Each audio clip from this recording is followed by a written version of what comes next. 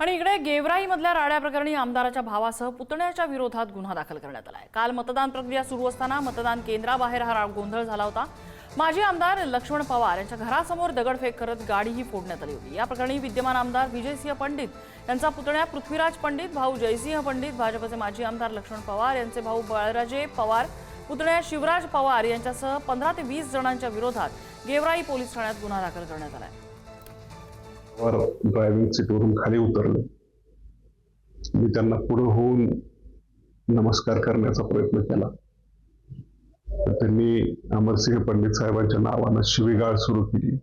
ते नाही तर तू आहेस असं म्हणून त्यांनी मला मारहाण चालू केली। त्यांनी मारहाण करताना त्यांच्या सोबतचे लोक होते, त्यांनी मला मारहाण केली। त्यांच्या हातात बेल्ट, काठ्या, त्यांनी मला खाली पाडून जबरदस्तीनं सगळ्यांनी मिळून मारलं।